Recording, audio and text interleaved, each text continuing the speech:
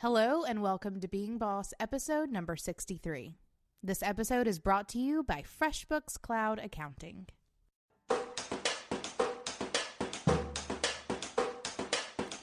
Being boss in work and life is being in it.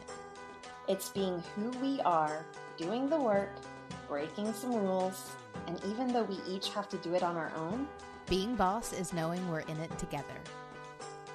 Last week, we launched our brand new website, which is beingboss.club, and I would say it was a pretty crazy successful launch. Yeah! But I've also experienced launches, and maybe you have too, where you put all this work into doing something, it goes live, and then it's like crickets chirping. Actually, that's how I felt whenever I launched BraidCreative.com. I mean, it was really exciting, but I did not know how to launch. So that's what we're going to talk about today, is all about launching. But first, let's talk about those folks at FreshBooks. All right, as you know, we're about to head down to Miami in April, and we still have a little bit of room left for our Miami vacation. And if we haven't mentioned it yet, we are renting a yacht thanks to FreshBooks. But anyway, I wanted to mention that I'm starting to get content together for our Miami Masterclass. So this is a class that we're hosting for our Miami crew, where we're going to be talking about specifically making money off of digital products. So we're going to be talking about passive income, and I thought it would be really cool to see what my breakdown is in my business for passive income versus one-on-one services. What I love about FreshBooks is that I'm so easily able to just pull those reports and see exactly where my money is coming in from, and also exactly where my money is going. Even if you're brand new in your business, it is so smart to set up something like FreshBooks now so you can get in the good habits of tracking your income and expenses. You can easily pull reports to see what's making you money and where you're losing money. You can try FreshBooks for free today by going to freshbooks.com/beingboss and enter Being Boss in the How Did You Hear About Us section. Woo! Now let's talk about our launch. But first, let's talk a little bit about why we decided to change things up at Being Boss and why we changed the URL from lovebeingboss.com to beingboss.club. Emily, why don't you share a little bit about that? Oh, because getting social media handles all the same is very difficult. When you get right down to it. No, we had a lot of reasons. That was definitely one of them. That was probably the reason that really pushed us to make the change. But you know, a year into it, and we were just sort of saying, like, a year ago, I could not have even imagined being where we are now. We just surpassed 9,000 people in our Facebook group, which blows my mind. We're almost at 1 million downloads. Actually, we may even be there now. I need to check. I don't even know. I want a little badge on our site. Right? I want a badge on my forehead. I want an enamel pin that says $1 million. Wait, no. We didn't make $1 million. We just have 1 million downloads. Same thing. Okay, I want an enamel pin that says 1 million downloads. There we go. Me too. I'll wear it on my lapel. But I think a year ago, we never would have imagined that we are now where we are, or we would be. You know what I mean? And just in that year, we've seen so much growth that Love Being Boss was definitely something that got us started. But we want Being Boss to be more than a podcast and more than this like lovey thing. We want this to be a party. Well, and you know, honestly, we threw together our brand in about 5 days. Yeah, something like that. It's not something that we really overthought. I mean, I'm so grateful that we chose the name Being Boss. It was hard to find a URL, but really, whenever it comes to really knowing the brand, and this is something I tell people all the time whenever they have just started something and they want to hire me at Braid Creative to do their full brand platform. Sometimes I tell them, give it a year, see what you grow into. That way you're not just spending a ton of money investing in something that might change anyway.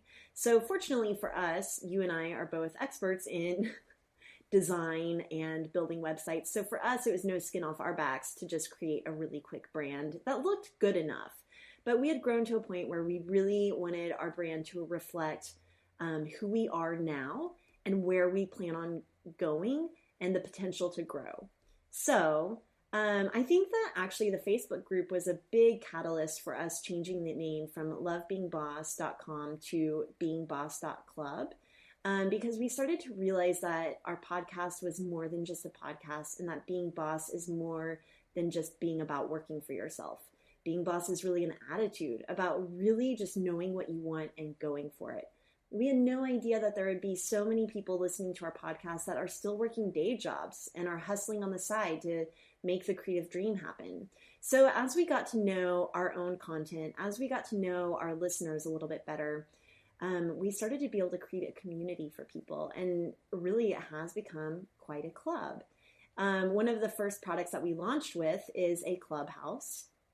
And so because the Facebook group has grown so much to over 9,000 members, it's not quite as intimate as it was whenever we launched. And we really miss that intimate feeling. So it's something that we want to recreate on our own turf and out of Facebook. So that's why we started the Clubhouse, and that kind of ties into the name beingboss.club. But let's talk about the launch and what makes for a successful launch. What do you think the first step to a successful launch is, Emily? Not losing your shit. Okay, let's rewind, because it's not actually launch day, but to launch, you have to create the thing that you're going to launch. Yes. And I think that this is something that many people overlook, because there's a lot of excitement in launching things, as you know, Emily. Yes. There is a lot of excitement in launching things. And I think a lot of people get really caught up in this, I want to launch something, but you don't know what it is that you're making, or you do. And this is the hard part. Like, we both coach creatives on this all the time. They have this idea and they're ready to launch it. But you got to do it. You have to make the thing. You have to plan it out. You have to write the emails. You have to write the autoresponders. You have to write the sales funnels. You have to write the thing. You have to write the email to your creative pack, letting them know how to share it. And you have to create the social media graphics and write the tweets. And you have to do all the things. And I feel like those are the things that just go into launching it. Like, to actually make the thing, you have to build the website. You have to package the offering. You have to know what it is that you're selling and how much it costs and what the customer flow looks like. Who the customer is. Yeah, exactly.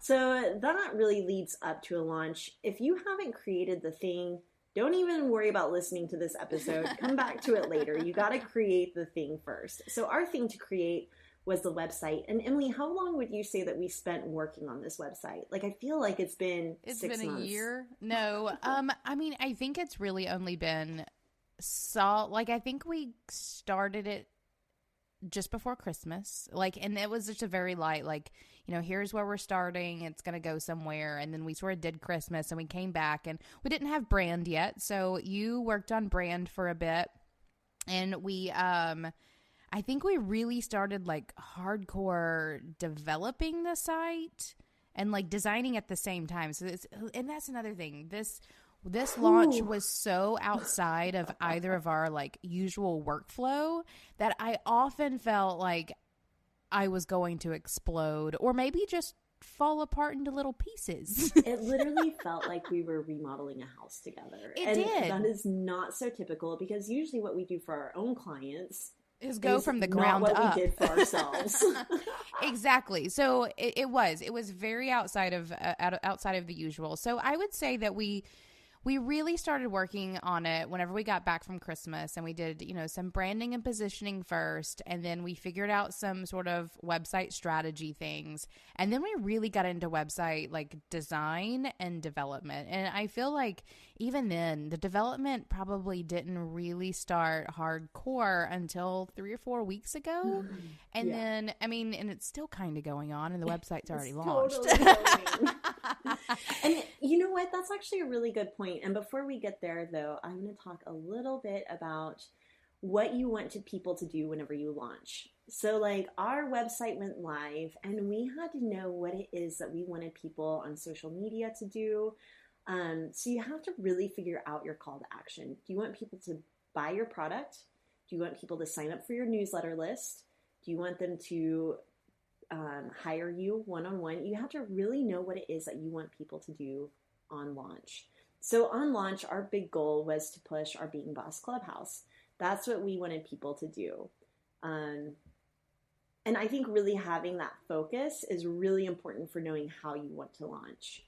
It certainly is. And we had lots of meetings around, and this, granted, we're launching a website, which is not the same thing, but no, because we did launch a website, but we did also launch an offering. So whether you're launching a whole website and a new offering, or just a website or just a new offering, like it all sort of goes together, and that you have to talk about strategy. I feel like so often you sort of, you know what you need, and so you go to someone and say, hey, do this, but there's a disconnect between the needing and the doing, and that disconnect is call to action. It's strategy. It's what you want this thing to do, and it's having that completely communicated between the idea person and the actual, like, do person. And we had lots of those conversations, you know. What is the purpose of this website? What is the thing that we want people to do on it? How is it going to serve us, and how is it going to serve our community?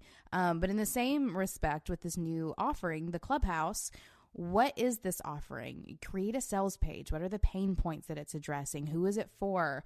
How is it going to help them? But then what does that customer flow look like? And how are we going to get people to it? Are we just going to be sharing things on social media? Are there going to be calls to action on the homepage? Are we going to do extra marketing around it, like a webinar? So I think that there just has to be conversations. And the longer I'm in this business, launching websites for a living, which I'm totally questioning these days, like, why do I choose to do this over and over and over again?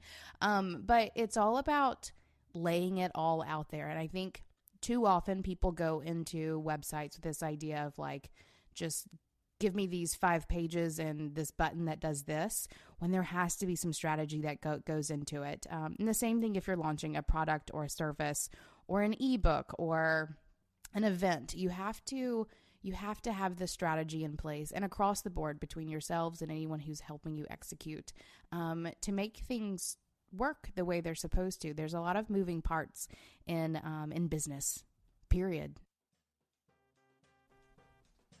Now, let's talk about keeping your cool during launch week.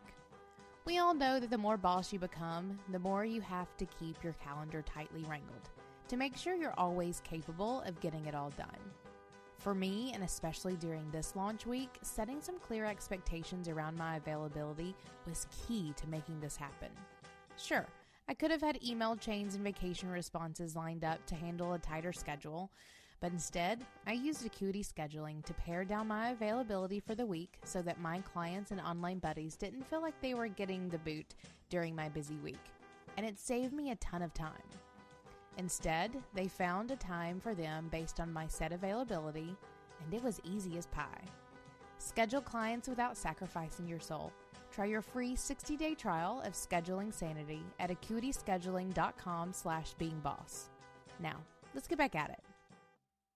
One thing that I love about online businesses is I feel like really developing out your website and figuring out the architecture of your website really helps you figure out your business. So for example, we had the Clubhouse, and I wasn't having a hard time wrapping my head around it, except like, what is that customer flow? What is the user experience? So I started thinking about the Clubhouse sales page.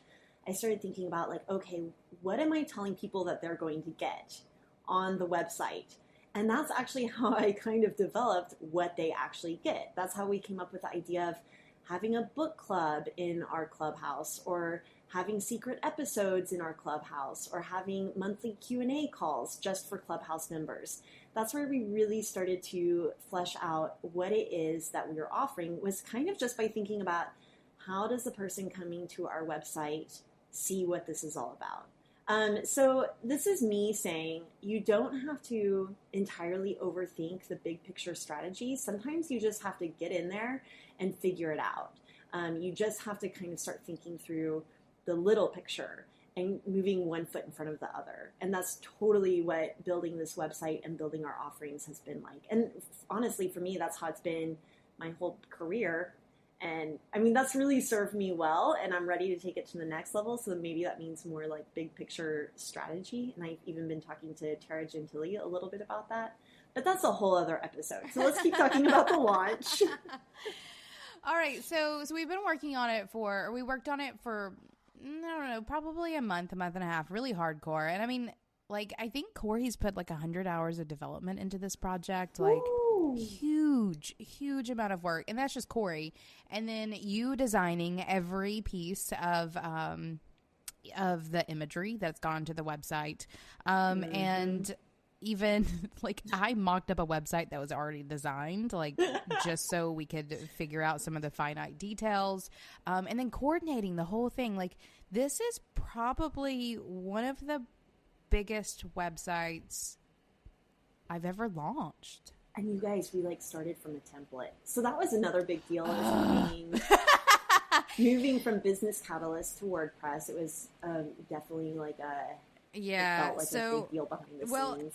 And I feel it was personally a big deal. I feel like there are enough people probably listening to this that know that I hate WordPress enough that I need to like interject and talk about why we decided to go WordPress, because I have preached against WordPress for online entrepreneurs long enough that I feel a little skeezy that now I'm using WordPress, but I have very good reasons. So, being Boss, whenever we were talking about what this website would become, we absolutely knew that it would become very content focused. So, you know, in the past, we were just sharing show notes once a week and had a couple of products on there. And again, just sort of getting a website going so that we could launch the podcast over a year ago. It was not something that we put a ton of thought into. Like you said, we had it designed. We had the entirety of the first Being Boss website, brand and website, designed and developed in less than a month. So, online entrepreneurs, I usually talk them off of doing WordPress, but we knew that the new Being Boss site would be very content focused. And really, when it comes down to content driven websites, WordPress is just kind of it. And though we are selling products on WordPress, and that's usually the place where I get the most angry with WordPress because their security isn't always the great. WordPress sites get hacked and held for ransom all the time. Don't say that out loud. We have good security in place, right? Well, exactly. So, like, knowing all those things, I've made sure that Corey has put some very strenuous and really great security in place to make us super secure. And we'll continue to do all we can do. But it's also just sort of given me this whole other level of respect for WordPress websites and just how robust they can be on a level that still, like, to this very day, there will be very few clients in my future that I will actually put on WordPress, because I think that for the bulk of the people who are listening to this, WordPress really isn't for you. If you're wanting to sell services and products, there are better platforms out there. But if you're wanting to create a content-driven online presence where you are blogging and sharing content in a mass kind of way, apparently it's WordPress because we're on it. So just needed to interject that because we have moved the Being Boss site to WordPress, which also in the scheme of launching things, changed things on a whole other level as well. Because even though we were doing things out of sequence in terms of designing and developing for this project, because there were so many moving parts, it was also a whole new launch sequence in terms of the things that we needed to put in place for it to launch seamlessly. So, you know, URL redirects and having our SSL certificate done, because that's not a thing in Business Catalyst. Like, it's just there. You don't have to get that set up separately. So there were lots of things that we ran into with launching this site that weren't as expected because we did this. This is a whole new experience for everyone involved. Okay. But let's talk about that a little bit. I'm going to talk about knowing when to launch, because I feel like we pushed this launch a couple of times. And then there was a point whenever you said, March 8th, it's a new moon, we're launching. New moon and a solar eclipse. Like, it was no joke. But also it was a Tuesday, which is always a good launch day. And it was the beginning of the month, and I could not let this drag out for another month. But we launched without our site being perfect. Oh, there yeah. There are still things that are like, I'll look at the design and it kind of makes my eye twitch a little bit.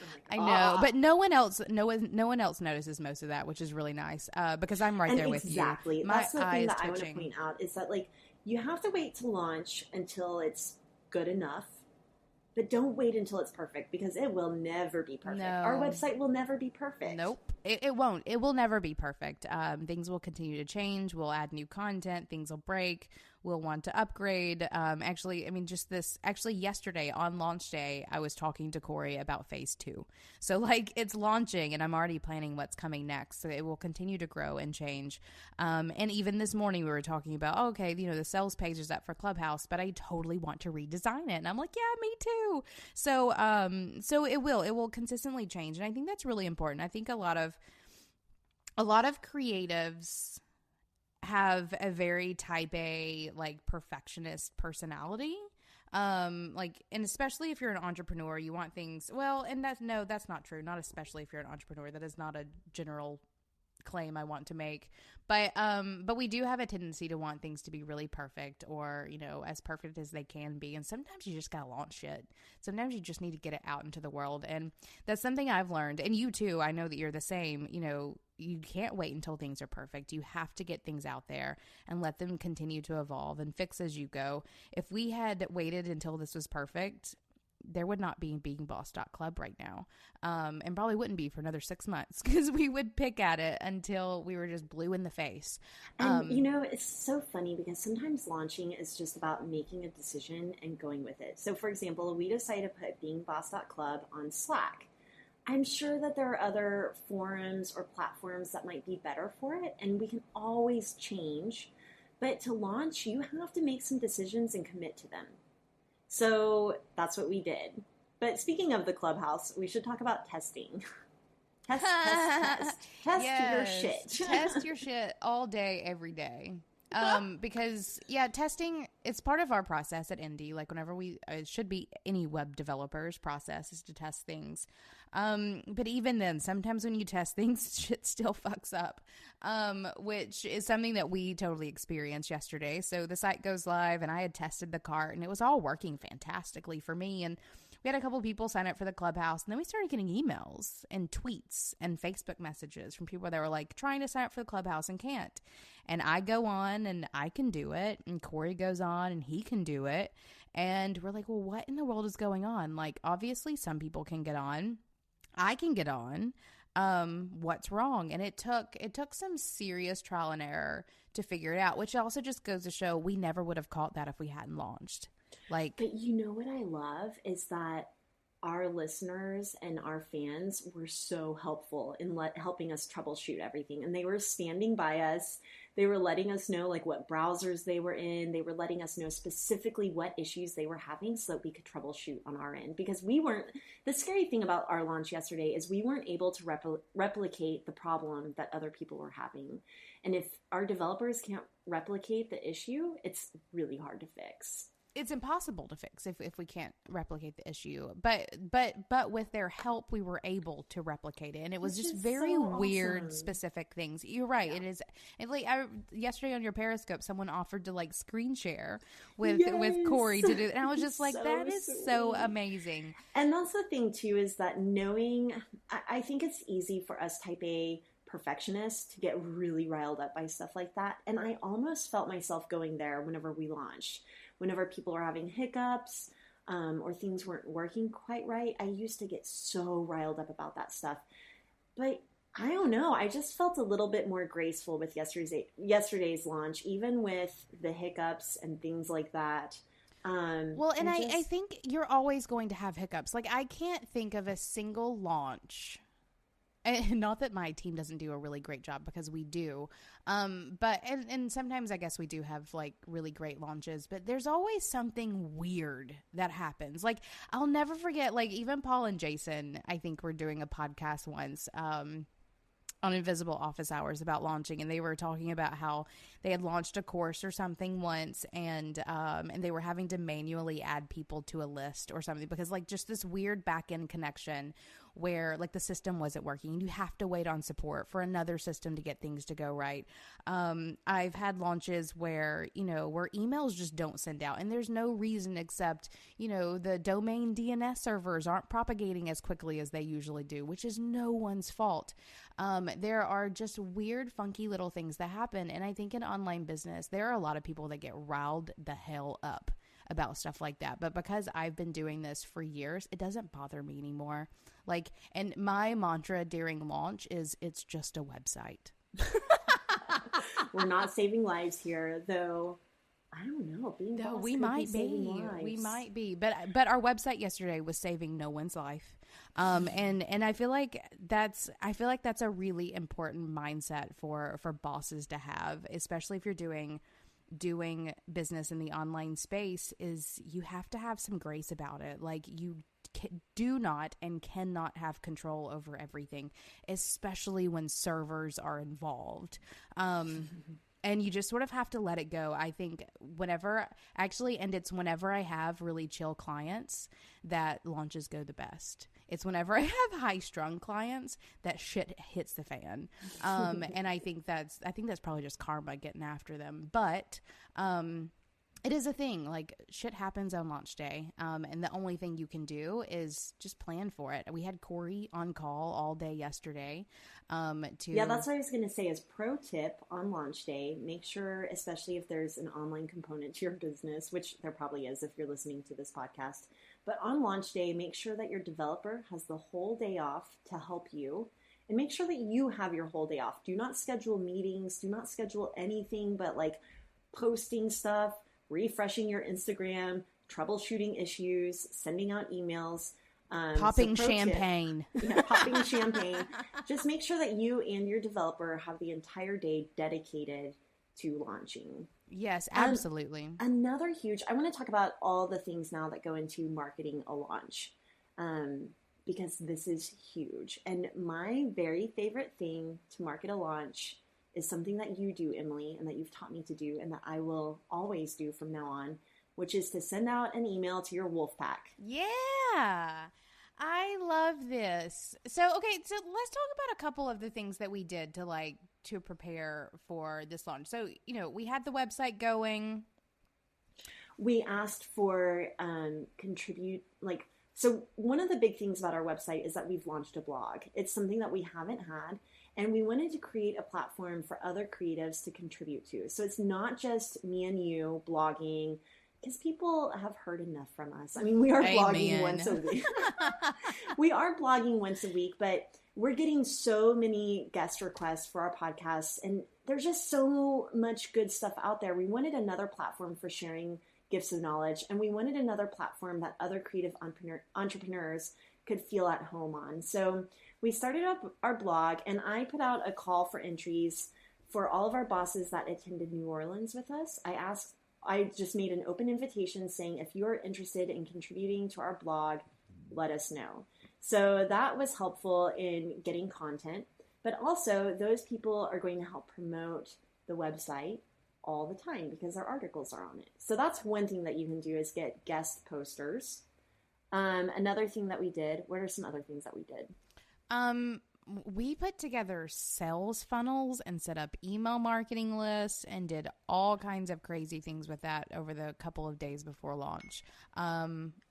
That was one thing that we did. Just sort of prepped the site beyond the site for being launched. That was something that we did a whole lot. We also set up a webinar to sort of celebrate launch and to share more content and to get more people going. But then we also did the Wolfpack email, which has been a very important part of my launch sequence for a long time. If you take nothing away from this episode, I think the Wolfpack email is where it's at. So explain to us what that is. Sure. So as you are doing your little online business, and you start cultivating relationships with peers and clients and customers and mentors, keep a Wolfpack list. I have a note in my Evernote that is just, people that I've worked with, mastermind people that I've been engaged with, clients that I became very connected with, sort of peers and people that I've connected with across the board. And there's no real relationship between any of them. Most of them don't know each other. But just sort of cultivating this online wolf pack of people who influence me in one way or the other and that I would call friends.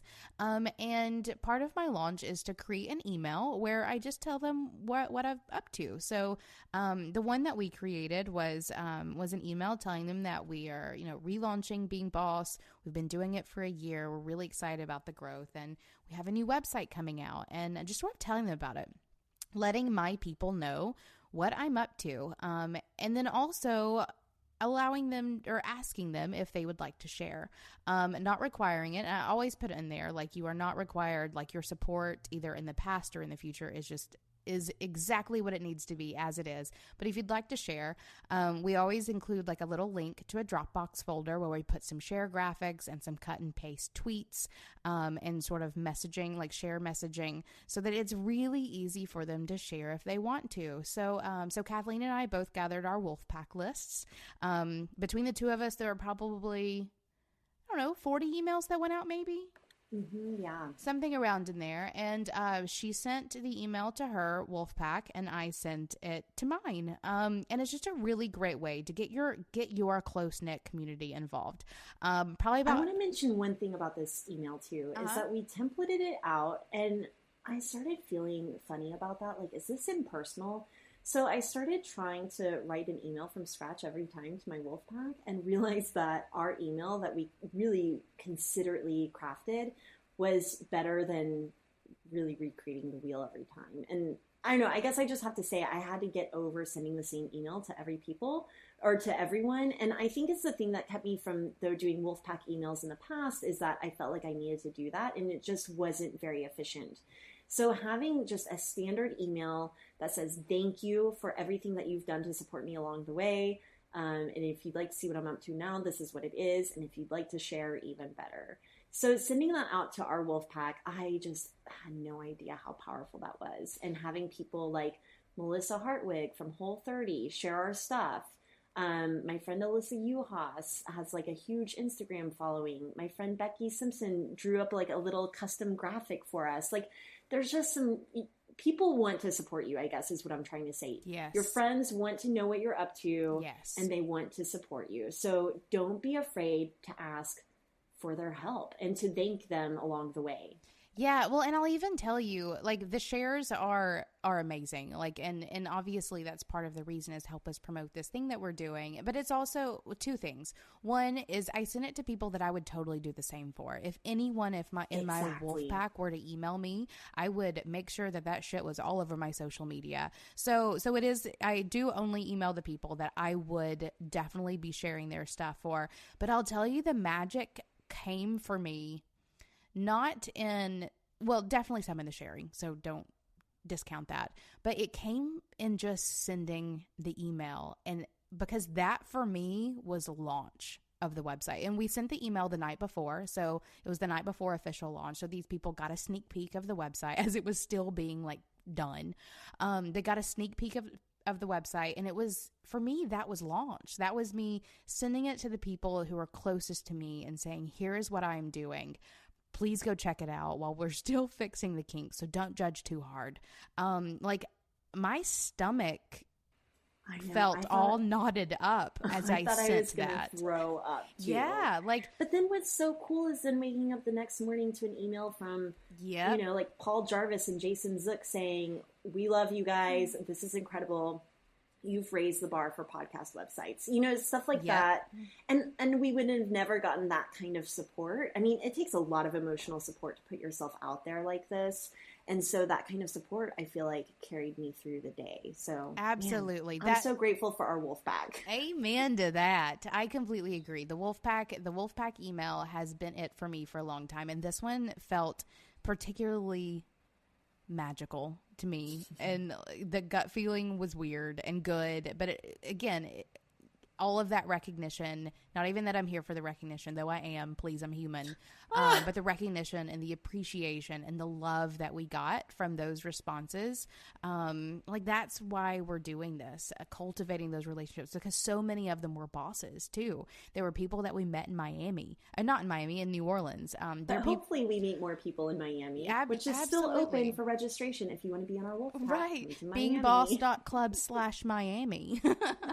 Okay, so beyond letting your Wolfpack know, so these emails are really important, then you want to let your extended tribe know. So for me, this was sending out an email to my newsletter list through Braid, which is quite large, and letting them know that Being Boss had launched. I kind of did it in a more subtle way just by linking to a lot of stuff in the email that we've done on our new site. But then also creating social media graphics. So we created Instagram graphics, we created new Twitter chat templates, we created launch graphics for Instagram. Oh, new Facebook headers for our Facebook group. We're starting to get a little bit more strategic even about how we participate in the Facebook group now that we have our Clubhouse for our more candid conversations. What else? What else do we do for launch? I think that basically covers it, but kind of, but also it feels a lot bigger than that. See, and I think the thing that I want to point out here is all the things that go into launch. I feel like, so often people just think, oh, I'll just get like a Squarespace template and start tweeting. And honestly, you can. Like, do not let the fear of how big these things are keep you from launching. Like, do a Squarespace template, send an email out to your 10 subscribers and tweet that shit. Like, get things honestly, launched. like, I think that launch can be, I mean, even if your tools were really basic or if your offering was still really small, launching the shit out of it could take you places. It can be rocket fuel. Exactly. And I always say this to my clients who are like, I just want to soft launch and just sort of let things go, or I want to do something big. And whatever you decide is perfectly fine. But launches are only as big of a deal as you are willing to make out of them. Like, it's your... Amen. It is your fuel to your fire. Like, you have to do this. So if you want to gather up all of your resources and get social media graphics made, and like we got on CoSchedule and just scheduled social media like mad women, or if you want to have a developer build something from scratch or use a template base like we did this time. Next time I'm custom designing this website, just so you know. I think development would have went much faster. But there are no right or wrong ways to do it. It's just doing it. You have to do it. And we put a lot of resources into this launch and have been blown away by what has come back from it, and our team coordinating to make this do, because this was not just Kathleen and I by any means. It's just launching something is a huge moment in your business. Huge. And you know what I learned from this launch really is that to have a successful launch, you really have to commit to it. Amen. And I didn't know that before. So I think we've already recorded the mini-sode on what to do whenever I launch and I hear crickets chirping. And I even think that maybe on that mini-sode I said something like, it's nobody's responsibility to be excited about your launch but you. And I still think that that's true. But I think that the more you can commit to your launch, the better outcome you're going to have. I agree. And I think it's committing in terms of energy and in dreaming, and in some cases resources like money and time. I think that it's pulling people in as much as you can. Like, God knows Kathleen and I by ourselves would not have been able to do this like this. It would have taken 4 times as long, easy, if we had managed it. I think that, putting trust into your people, and I say this as a web developer who has clients like look at me funny all the time because websites are hard to understand. But committing to it, committing to doing this thing is everything when it comes to launching. And you can half-ass it all day long. People half-ass launches every day, and some of them get okay results. Or you can put everything you have into it and blow your own damn mind. Drop the mic. Done. I mean, really, though, I don't have anything else to say, and I need to go to boxing. I know. Go get some of that. Go get some of that stuff out. I know the past 3 days I have been like Monday I pulled a 9.5-hour day. Like, that was a thing. I mean, last night I stayed up until 11 designing our media kit. But I haven't been that excited about work in a long time. I'm right there with you. That's by my own thing. Yeah, well, and I mean, launches are hard. Launches are super difficult, and I feel like launch is still going. Like, Corey's still mobile optimizing the footer of our website, and we're planning phase 2, and we're working on editorial calendars. And I think that's another point that I want to make. Like, you work really hard for launch, But if you're launching something good, launch is when the work begins. So there's that. I disagree. The work begins way before launch. Right? Launch I is know. kind of like, launch is the prom to celebrate your work. Well, I don't think prom is a good example because I No. hated prom. Launch is like the launch. You're right. You're right. So Launch is the eloquent, launch. right? I agree. You have great use of words. No, I completely, I know what you're going for though. And I agree. I think that you work really hard for launch. And then things do keep going. Like, and the work is just beginning in a lot of ways, but for us and for everyone, launch is like the beginning of the next phase. So you work up until this moment, and then launch is done, and you start the next thing that you're doing. So milestone, like definition of milestone there is the launch of whatever it is that you're creating. And it's not something you should go into lightly. Ramit is someone who has sort of drilled into our head, like, take the time to do things right. And do something you're proud of. And then whenever you launch things like that, and you have that much energy behind them, I think that's when magic happens. And I'm really ready for like the next phase of magic and being boss, because I think we're building something amazing. I think so too. Like, I guess that, here's what I think you're getting at, and here's what I'm hearing, and here's what I'm feeling, is that launch is the beginning of something new. It's the beginning of taking it to the next level, and that's huge. And I think that's what, whenever I talk about committing to launch, you're committing to taking things to the next level. Yeah. And that's what being boss is all about. Well, amen to that. You also have to be ready for it either way. Like, you can get ready for launch. I think you have to be ready for what next. I spent half my day yesterday crying, like with a disgusting feeling in my gut. And it's just, David ruined my house. That's a whole other thing. He didn't. We're adding gutters to the house, and I think it makes them ugly. So I cried a little bit, but it was also around the intense energy of launch day combined with this thing on my house. It was a big day. Like, launch days are really big, and that energy can get all like crazy. And it is the beginning of something new. Absolutely. True that. All right. Do the work. Be boss. Launch that shit. Yeah.